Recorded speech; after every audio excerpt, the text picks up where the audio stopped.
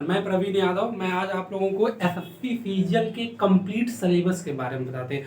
हम आपको गारंटी देते हैं कि यदि आप इसे अच्छे से फॉलो कर लिए ना तो आप एग्जाम में अच्छा परफॉर्मेंस कर पाएंगे और अच्छा से अच्छा क्वेश्चन करके भी आप आएंगे। तो आज हम आपको एक एक करके सारे सिलेबस के बारे में बता देते हैं, कैसे उसको कैसे कैसे मतलब उसको कवर करना है।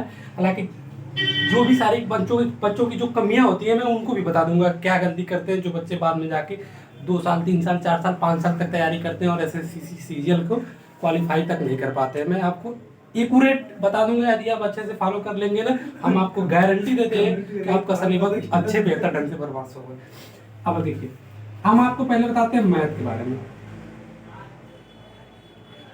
मैथ और इसके बाद एक रीजनिंग, ये दो सब्जेक्ट जो है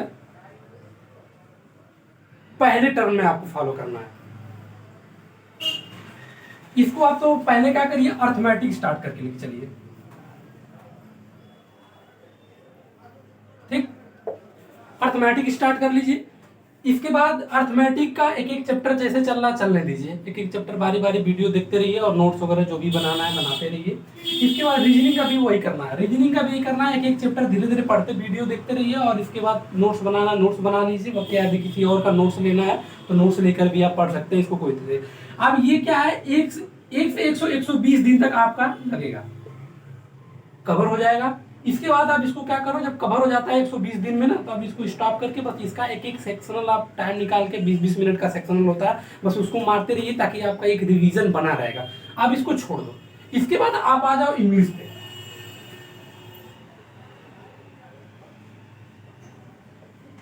इंग्लिश को अब स्टार्ट करो। एक बात याद, गलती बच्चे क्या करते हैं कि मैथ रीजनिंग इंग्लिश जीएस सारे लेके चलते साथ में लेके चलना शुरू कर देते हैं। यही कारण होता है कि ना तो मैथ कर पाते हैं सही से, ना तो रीजनिंग कर पाते हैं सही से, और ना ही तो इंग्लिश और जीएस कर पाते हैं। तो हम आपको बता रहे हैं, आप यदि दोनों को एक बार में दो फॉलो करके चलिए।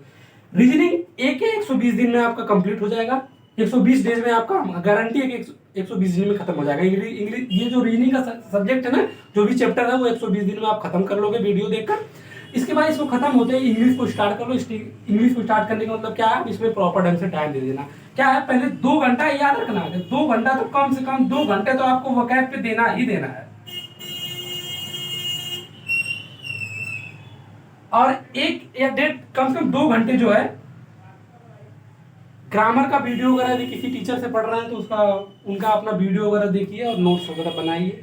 यदि उनका नोट्स यदि वो प्रोवाइड कराते हैं टीचर तो फिर उनका नोट्स लीजिए, और जो सारी चीज़ें यदि आपको उसमें लिखना हो तो उसको आप मेंशन कर सकते हैं। तो ये क्या होगा कि ये जो इंग्लिश है ये आपको कम से कम 8 से 9 महीने तो आपको लगेंगे। ये कोई कहता है ना कि मैं 120 दिन में सिलेबस पूरा करा के दिखा दूंगा ना, ये बातें फेक है, इतनी हम गारंटी देते हैं। एसएससी का सिलेबस यदि कोई कहेगा कि 5 महीने में मैं एसएससी आपको क्रैक करवा दूंगा ना, तो ये भी गलत है। एसएससी सीजीएल की नौकरी क्रैक करने के लिए बढ़िया बढ़िया से बढ़िया उसमें सिलेक्शन लेने के लिए कम से कम हम बता रहे हैं 2 साल तो लगेगा ही लगेगा। लोग बोलते हैं केवल कि 6 महीने 1 साल पढ़ लो हो जाएगा, घंटा नहीं होगा, कुछ नहीं होने वाला भाई। 2 साल लगेगा ही लगेगा, 2 साल आपको लगेगा, 2 साल तो लगेगा ही। 1 साल 1 से 1.5 साल में आप सिलेबस को कंप्लीट करो बढ़िया से, घाव पीछे वाला काम नहीं, बढ़िया सिलेबस करो। कम से कम 1 से 1.5 साल लगेगा ही लगेगा आपको सिलेबस ढंग से करने में। इसके बाद 6 से 7 महीने प्रैक्टिस दे दो, बढ़िया सा टेस्ट वगैरह पर ध्यान दे दो, आप एसएससी सीजीएल गारंटी देते हैं कि आप फोड़ दोगे यार। 8 से 9 महीने में आप इंग्लिश खत्म कर लिए। इंग्लिश खत्म करने के बाद फिर एक टाइम ऐसा आएगा कि आप अर्थमेटिक भी खत्म कर चुके होंगे और एडवांस का कुछ चैप्टर ही बचा होगा, जो एडवांस में बचा होगा। इसके बाद इंग्लिश खत्म करने के बाद फिर आप आ जाओ जीएस पे। ठीक, जीएस पे आ जाओ और इसके बाद ये जो इंग्लिश है ना, इंग्लिश खत्म करने के बाद इसका भी टेस्ट देना शुरू कर दो। ठीक, टेस्ट देना शुरू कर दो। इसके देखो क्या होता है, कुछ बच्चों को होता है कि मैं टेस्ट कब दूं, टेस्ट हमें कब देना चाहिए। तो अभी आप रीजनिंग खत्म कर लिए, इंग्लिश का आधा सिलेबस आपका जैसे लगे कि नहीं हम 5 से 6 महीने पढ़ चुके हैं या 4-5 महीने पढ़ चुके हैं, तो आधा सब्जेक्ट हमको जहां तक लगता है कंप्लीट हो जाएगा। सिलेबस आपका इंग्लिश का जो है कंप्लीट हो जाएगा।